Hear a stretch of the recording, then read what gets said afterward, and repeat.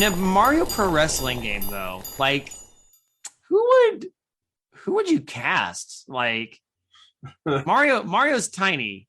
That's the thing. Compared to so many other people, Mario, even though he's tiny, is your '80s white meat baby face. Oh, that's true. Oh, I mean, well, okay. You have to have Mario though because of the connection to Captain Lou. Yeah. Right? Like it would almost be criminal to have a wrestling game. But in the context of the Mario as a wrestling game, if we're talking about what the Mario universe's wrestling archetypes would be, that would be Mario's. He's your Hulk Hogan. He's your John Cena. That tracks. Yeah. That tracks. Now, actually, here's a complicated question for you. Donkey Kong, would he be a face or a heel? A tweener is a thing. Is there? That makes sense though, because I've seen people like me being a outsider looking in on the scene of wrestling. Like I know there's people who have started as faces and then made a turn and made a turn or vice versa. There are characters who act like dicks, but the crowd loves them for it. But yeah, there are dudes who are assholes who still get a positive crowd reaction. But Donkey Kong though. Yeah. Man, I guess Donkey Kong would be like your kind of powerhouse bodybuilder, body guy. A body guy is what we call them. Yeah. Or maybe like a hoss. Yeah, Donkey Kong's Andre the Giant. Let's just say that. That is, yeah, that like almost perfectly encapsulates Donkey Kong. Oh my God, that's perfect. Even better though, if he comes out and he's still got his singing voice from the Donkey Kong Country TV show. Oh God. Yeah, I'm right now in my brain just seeing like Donkey Kong, but he's got like the one strap singlet. Yep, that works. Can it still have but the tie still? Yes, I was gonna say, can it still have? Yeah, it has to still have the monogram, on it. Like that's important. Welcome to Undercooked Analysis, everybody. Yeah, hi. This is the show. Apparently, opening it was just talking about Mario characters as wrestlers. I think is a good. No, I like it. It's good to have you all here once again. It's your old friends, David and Alan. We are your old friends. We're your oldest friends. Yes. You've known us. Lend us money. You could. I mean, you honestly could if you got on Patreon. We just had a whole discussion about Nintendo because we're nerds like that. And also a little bit about the Ninja Turtles and also a little bit about Alan's penis. But, that's par for the course. I mean, it's bigger than a little bit. Well, I mean, Zing! Zing! Yes. Well, I was going to say, Da Vinci's Notebook knows you that too well. That's. Yep. Yeah. But we are here tonight, or whatever time it is for you. We're gathered here today. Yeah. I started to segue away from that, but hey, Patreon, we have it. If you want to hear us talk about this shit and more and the big backlog, go to Patreon. I usually plug that at the end of the episode, but boom, doing it now. Maverick. Anyhow. Dearly beloved, we are gathered here today to talk about this thing called Short Story One Stories.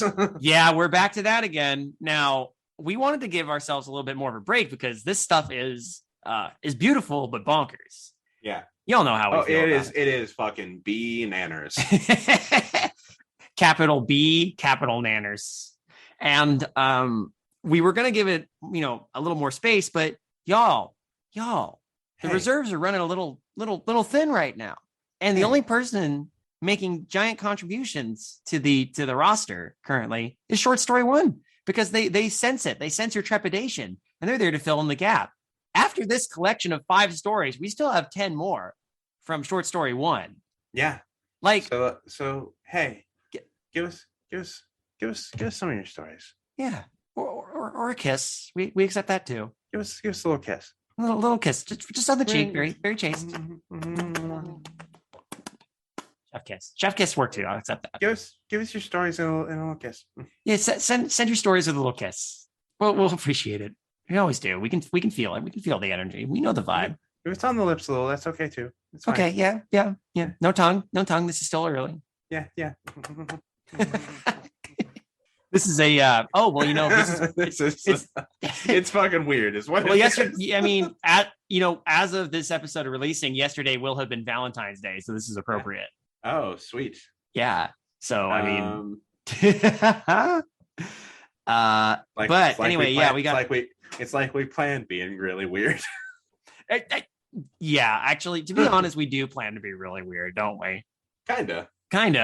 But maybe that just comes. I mean, it's a short story, one episode, so yeah. At this point, we know kind of what to expect. We'll see how well it follows the tropes that. Yeah, I had when we did the last episode, I had not yet listened to the first time they listened to short story one stories, and I was quite blindsided.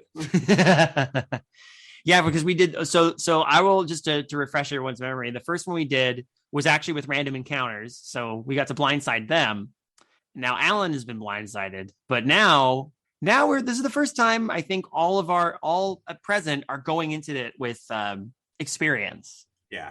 So that in mind though, just again, hey gang, send us your stuff. We'll read it. Yeah. Because otherwise it's just gonna be this white worm and maybe we'll go back to confinement again. Yeah, and I take it back. You can use a little tongue if you want to. yeah. I'll that's fine. Alan can have a little. I'll keep it chaste. I mean, I'm married. I'm single again. So yeah, I'm single, ready to mingle, ready to have a little tongue. Single, ready to. I'm sorry, I'm not gonna. Okay, I'm fine, but I came up with a joke a long time ago that I think is the funniest thing. Okay, it's just, that's right, folks. I'm single and ready to kill myself. I'm gonna kill myself.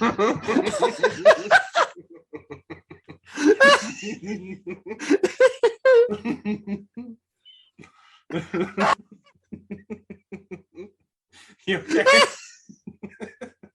I saw it coming too, and it still got me. Son of a bitch. Okay. We're just gonna keep being weird if we don't do this. Let's let short story one be weird for us. How about that? All right. So this first story is called "I Love You So Much, Melissa." It's 4 paragraphs long. So so we're in luck. Yeah, we've got 5 of these, but they're all short. Cool. So let's see what short story one is giving us. Mr. Cheney, shall I do the honors, or would you like to? All right. I will start. All right. Melissa, I have to admit that I never really loved you before the incident had happened to you.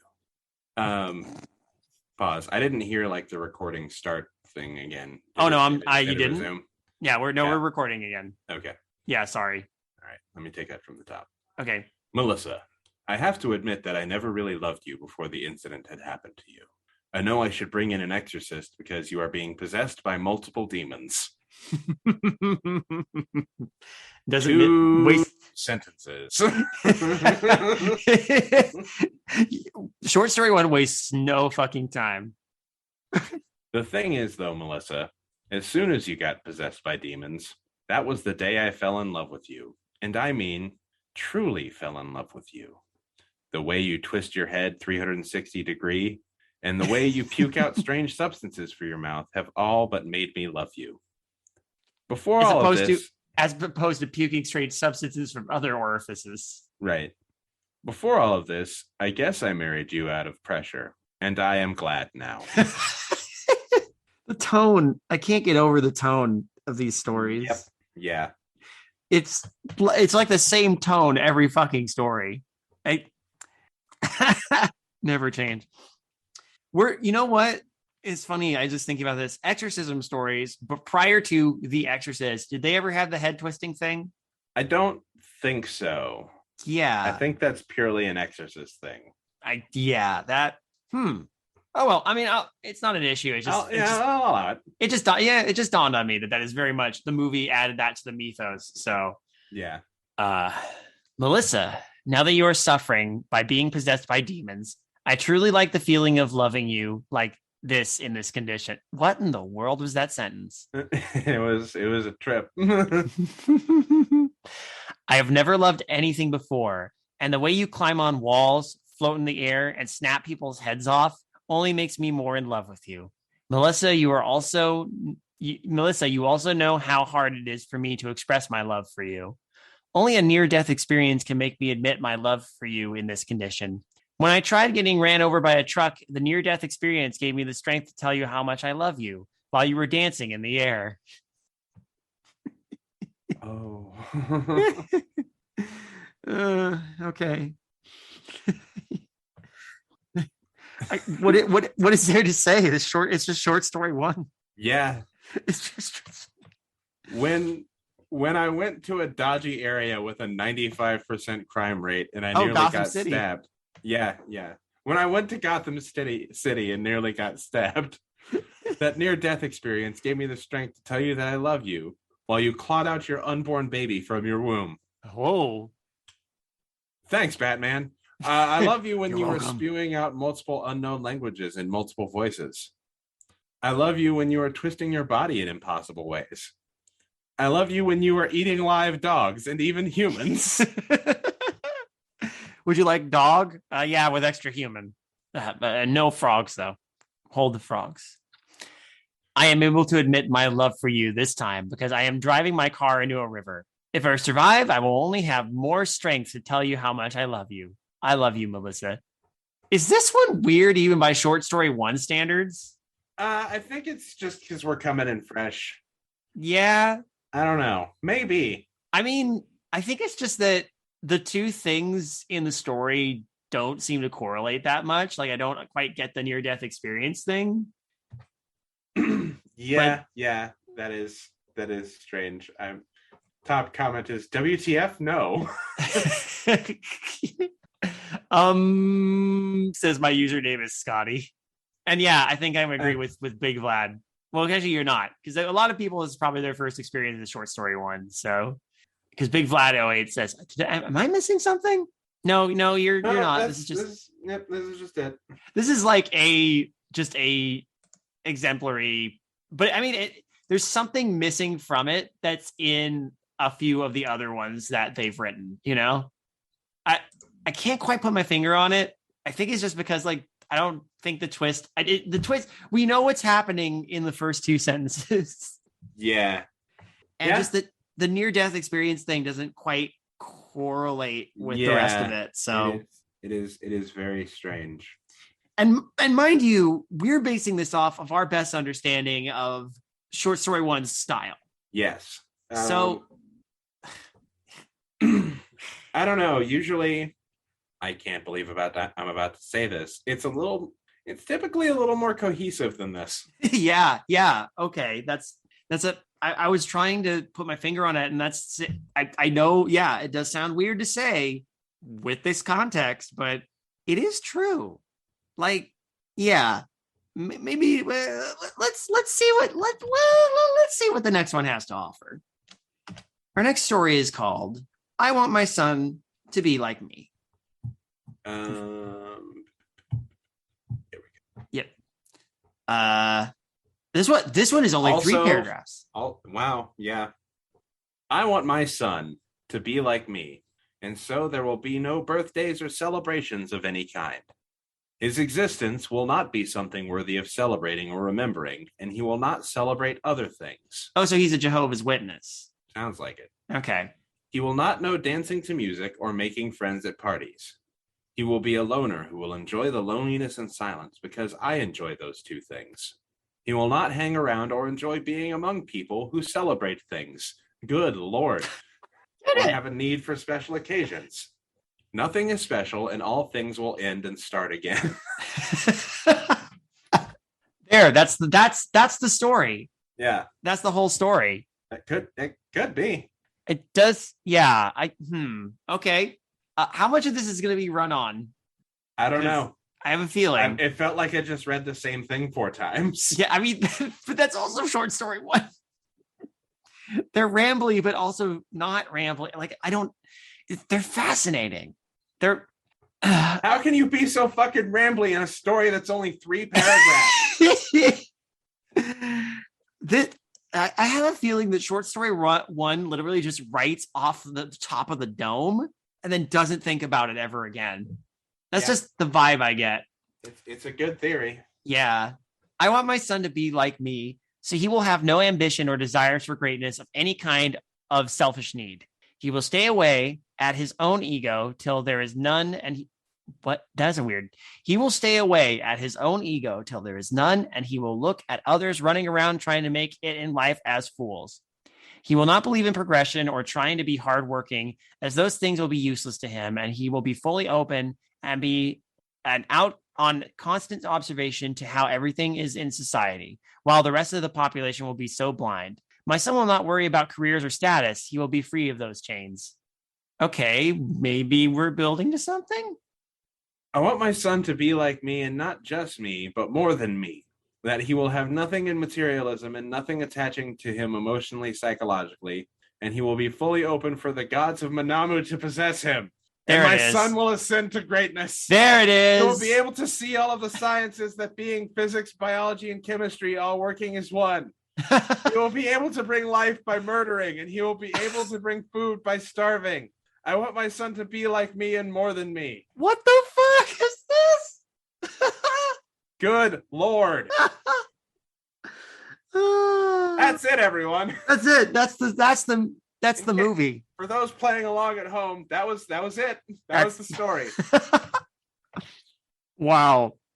Okay. Yeah. Nope. I don't really have any comments. That's just the story. This felt like the turn in the song No Handlebars. Where at the end he's talking about like doing simple stuff with his friends, and it's like, and I can end the planet in a holocaust.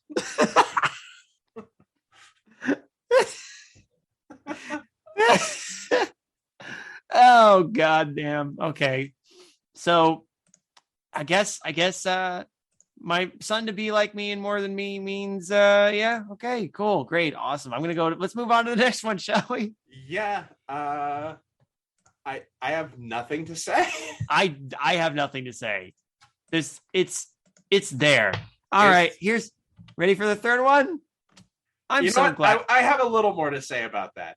Real Okay. quick. Okay. If I had to give everyone the gist of what short story 1 was about, I think I'd send them that one. Do you think that's the most like is that the new most quintessential short story 1 story? It's not his best, their best, but like I think that's the one, like, okay, here's your primer on short story 1. I think one of my favorites is still donate to my charity, guys. That was one I read with random encounters. That one is really good. Yeah, that one is actually kind of fun. And I still do have a weakness for Cupman. Oh yeah, good old Cupman. That was probably my actually no, that one is my favorite. That one is my favorite. Just the cups. Have we found a way to successfully license Cupman, or do you think the people who developed Cuphead are going to have a problem with that? I'm not sure. That they are very different in concept. True, but like, is it too close of a naming thing that there might be? I think we'll be fine. Okay. A man is not a head. True. There's no head. No, and he is not made of cups. He simply moves them. Yes. What a dumb discussion we're having right now. we are here, and we are trying our best. We are in the thick of short story 1 territory. We're in the middle. We are firmly in the middle. This is story number 3 of 5. Okay. I'm so glad you exist. Here we go. Harry, I'm so glad that you existed on the 1st of July, 2021. I had a creature which wouldn't let me out of my house and was guarding the front door. I also knew that I always leave a spare key under a plant pot, and I also knew that you loved food. So I messaged you that I wanted to cook your favorite meal, and you were so clearly glad that I existed at that point because I was going to cook you food. And water is wet.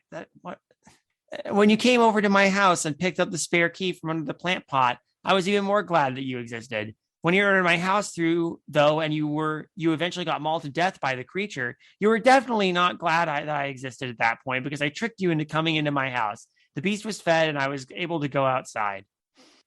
All right. Sweet. Yeah, this is, yep. Yeah, this is, yep. Yep. Just yep. Mm-hmm. Hey, everyone. Remember when I mentioned sending us stories? Yeah, please do that. Please send us stories. Please. I'm not having a bad time. I'm just like, Yeah, no, we're supposed to be analyzing this, and yeah, there's no point. Here it fucking is. It just is. It's unapologetically itself. It is fantastic and strange and dumb and great.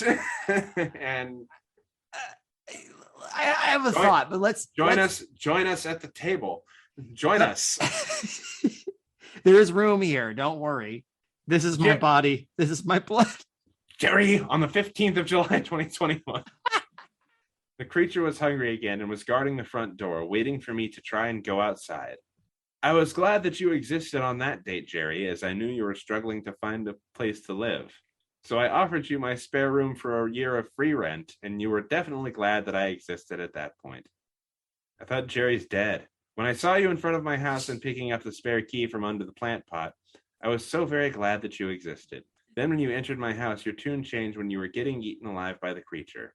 I bet you regretted my existence that day, Jerry. I'm yes. Yes, we understand. Yeah. We understand. I think. I definitely get it. I can't. Okay. Then on the 20th of July, Then on the 20th of July, 2021, the creature was hungry again and was guarding the door so that I couldn't escape. It was just waiting for me to get desperate. I was so excited that you, Taylor, had existed on that date. I texted you whether you wanted to come to mine and play games, and you were so excited about it. When you were in front of my house and caught the spare keys as I threw them out to you from my bedroom, I was even more glad that you existed that day. Clearly, when you were being eaten alive, I just realized how often the word clearly, for some reason, maybe it's only here, but clearly when you were being eaten alive, you were clearly regretting my existence so very much as I had tricked you into coming to my house. Yeah. David, it's different. It's Taylor this time. Yeah, it's Taylor. There's one paragraph left. Also, Taylor, I began to be glad that you existed even more on that date, as the creature started choking on your body and died. I'm so extremely glad that you existed on that date, Taylor, as you freed me from the creature. Creature is allergic to Taylor. I'll be right back. I need to go for a walk. I can't help but somehow I can't disassociate this now from my head, but all of a sudden I'm equating this to the poem Ozymandias. Yeah. You know, my name is Ozymandias, King of Kings. Look upon my works, ye mighty in despair. Yeah, there's really nothing there but a blasted wasteland. That's I don't know if it quite works. Yeah. Wow. Two more. There's two more. There's two more. There sure are. There's two more. So far, I think that third one was my favorite of this bunch. Yeah. Because because despite how utterly redundant the whole thing is, and the it's hypnotic. That's what it is. It's fucking hypnotic. It really is. And it's just wow. So but it at least had a twist. Yeah, kinda, because it's just a rule of three, and then the creature died. And so anyway, this next story is called There is only one kind of social interaction that I like. This one is also only 4 paragraphs. Good. I don't know how to describe what I'm feeling right now, Alan, because it's not agony. It's strange. Yeah. I feel like I'm on drugs. A little bit.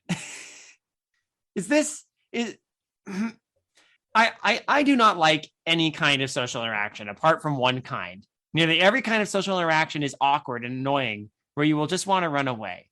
There is one kind of social interaction which I have found to be amazing, and I feel comfortable with myself and honest. No, it doesn't need the use of alcohol or drugs, but the social interaction that appears after a violent or horrible encounter. It is simply the best kind of social interaction I have ever experienced. I feel so common free, and it is what social interaction is supposed to be. It's starting to dawn on me that maybe all of these characters are the same person. The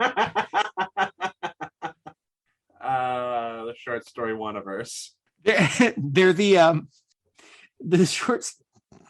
It's the quantum leap. It's the same person, just in different bodies every time. So did I tell you about my idea for a wrestling gimmick that's the stupidest thing ever, and I want it to happen? No, but let's hear it. Or maybe you did, but let's hear it anyway. I want to do a wrestling character who is someone who Dr. Samuel Beckett has leapt into. And I have to win a world title so he can move on. Oh no. Oh, it's so good. And you really have to play up the Sam Beckett. Yeah. Oh, it's amazing. Oh, it's so good. I do not like any kind. Oh, sorry, you read that. Yeah, I remember when me and this guy tried to kill each other because he tried to burn my house down. Jerison? The reason he tried to burn my house down was because my wife and daughter were practicing witchcraft and had cast a curse upon the town where all the babies are born half chicken and goat. Okay. Winner. New best one. New best one. New best one. At least for this session, we have a this session. Okay, I needed this. Oh my god, this is like I'm reading that again. Read it again. I remember when me and this guy tried to kill each other because he tried to burn my house down. The reason he tried to burn my house down was because my wife and daughter were practicing witchcraft and had caused a curse upon the town where the babies are born half chicken and goat. This is the best curse I've ever heard of. Okay. Okay. Here's my question. Are they born half chicken and half goat, or like a third chicken, a third goat, a third baby? I'm thinking it's the former, but like, which half is the chicken and which half is the goat? Yeah. Or does it switch with each baby? Like, does your chicken have a goat's butt? Does your goat have a chicken butt? Just different amalgamations of chicken and goat. Are they delicious?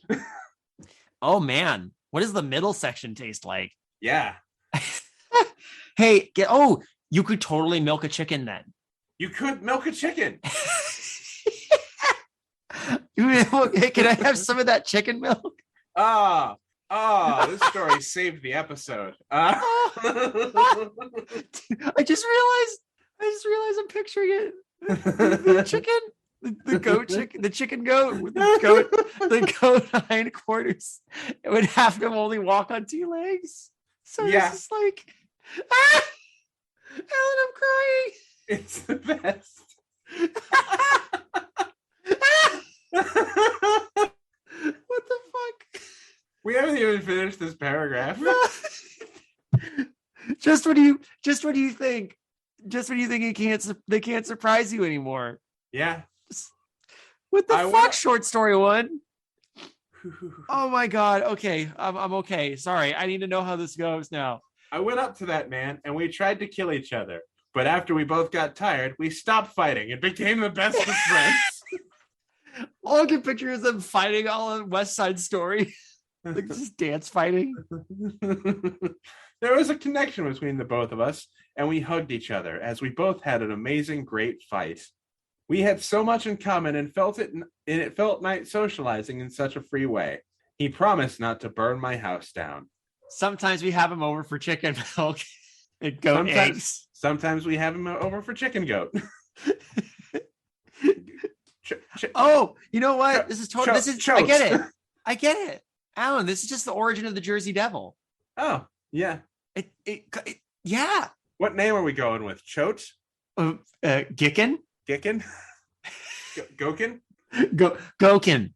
That sounds like a Dragon Ball Z character. I think it is a Dragon Ball Z character. I think it's a Street Fighter character, actually. Goken. Oh god. Oh my god. I'm more see whatever about this fight. I want to know more about this universe now where there's a small town where human women give birth to goat chickens and chicken goats. Yeah. Oh, okay. No. Okay. Okay. I got this. I gotta Mm.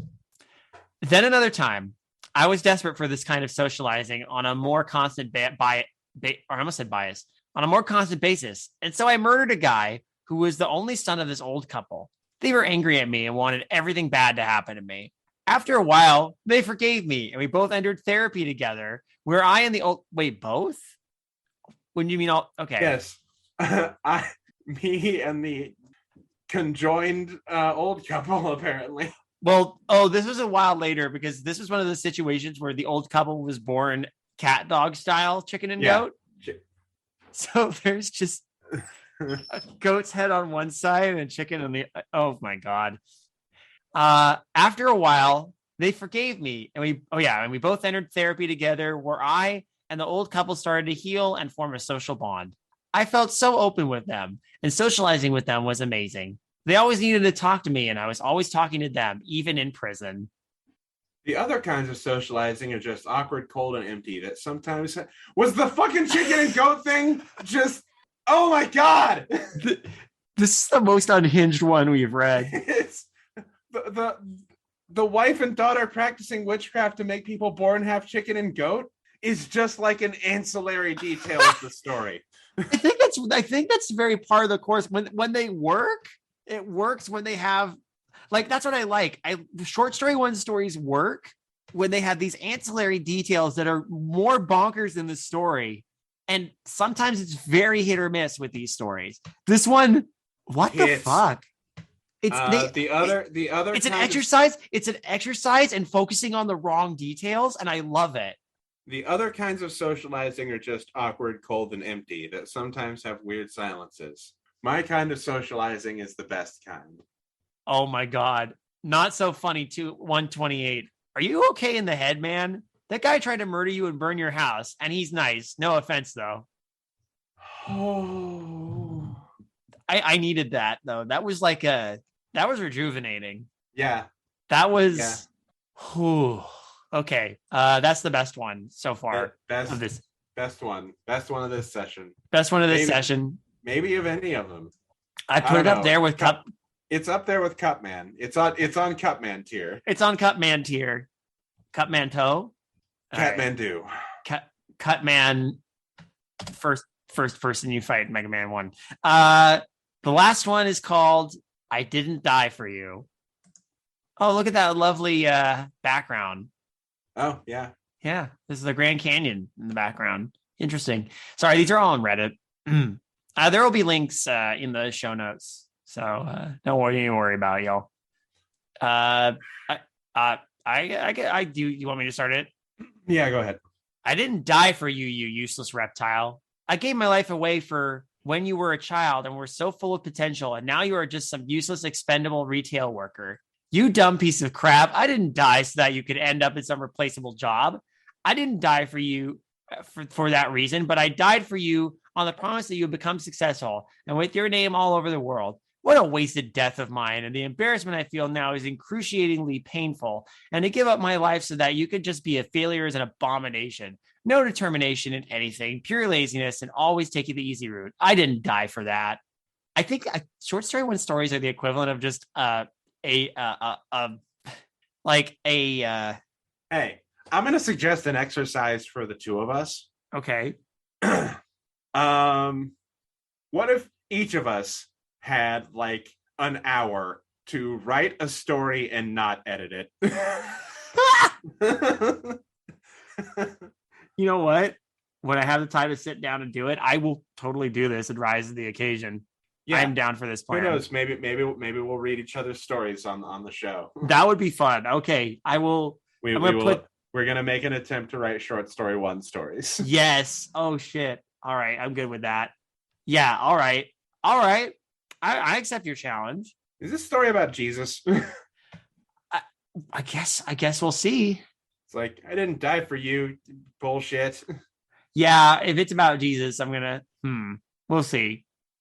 The worst thing is that you don't feel any shame for failing in life, even though you know that I had died for you. You feel nothing. I should have just ignored your screams as a child and let you get run over. I could have achieved many things in my life, but you have always been a failure and were always never achieving anything. I died for what? I died for what? Turned down for what? I gave my life away for the most unimportant and uninteresting human being. The other dead people laugh at me. There it is.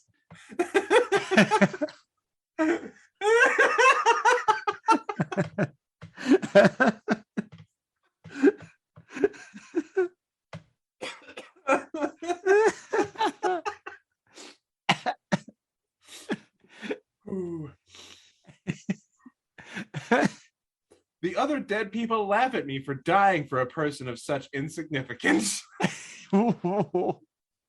The other dead person next to me on the left-hand side died for a child who is now a billionaire. The other dead person next to me on the right-hand side died for a child who is now famous in films. I died for a child who is now a useless, insignificant failure. It's like this story was written by your dead, disapproving dad. Good Lord. Okay, two bangers at the end. Yeah. Yeah. I experienced such ridicule and such embarrassment, and I would rather die for a future serial killer that becomes well known, like Jack the Ripper, than someone like you who will be forgotten. I didn't die for you. I didn't die for you. I would never die for someone so useless that lacks motivation. Oh, and that lacks motivation. Then again, dying for someone is a risky business, and you never know how children will turn out, no matter how well they started out in life. So I am out of the grave now, and I'm strangling you. And strangling you gave me immense pleasure, and I got my life back because of it. What? Whoa. Whoa, okay. Ha. So I am out of the grave now, and strangling you gave... Need a second. Yeah. I'm just... Okay, go ahead. So I'm out of the grave now, and strangling you gave me immense pleasure, and I got my life back because of it. One sentence. That all happened in one sentence. In one sentence, our dead main character came back to life and strangled a child and got his life back. This is like all that other story we pointed out feels like, this is how you would exemplify the tropes of a short story. I feel like this one might be a better example. Yeah. Because it's got everything. It's got the rambling, repeating nonsense, which is just this character reiterating the same point over and over again. Like you're listening to some, this story adult, has everything. Like it has dead people mocking you. It has... It has a dead person strangling someone in order to steal their life energy back. Dan Cortez. No. You want to take us home with this last sure paragraph? I have found another child who seems like they are going to do well in life. I will give my life for that child now. This is nuts. This is, as I said previously, B-nanners. These stories, okay. Now, I've told stories about this before, but it finally clicked. I feel like these stories are being told by the people I used to see, the weird people I used to see get on the bus when I would drive back or ride it back and forth from community college. Yeah. Yeah. These are stories by the guy who was listening to static on a CD player and snapping his fingers, occasionally muttering to himself about how, oh shit, if we get Obama elected, we're going to have Osama outside the United States and Obama in it. And occasionally would say under his breath, shoot her in the butt with a BB gun and chuckle to himself. This actually happened to me. Except somehow these are a little more articulate, so I'll give it that. But short story one, if you're listening to this, thank you, I guess. Thanks. Yeah. Like, also, I don't know if I ever want to meet you. No offense, but you have a style all to your own. You can own this. This is you. Like, when this comes up, we like that's unique. I don't know what people will make of it. What do you do for a living? Yeah. What do you do you die for children? Is everything going well? Do you have fun just sitting down and just going "Huh," and going there's a story? Yeah, and I think most importantly, out of all of the things we're going to like ask and suggest to you, never answer any of these questions. That's you know what? Let the mystery be, so they say, I think this is fine. I think we've established that there's really not much for us to critique because it just there's not a really they're just you short story one. They're just you stories. Yeah. They are inherently and uniquely you, and when they work in the most addled kind of way, and I kind of admire that. Like I am having the hardest time articulating like what I feel like I'm coming down with like withdrawal or something. Like I've got the shake.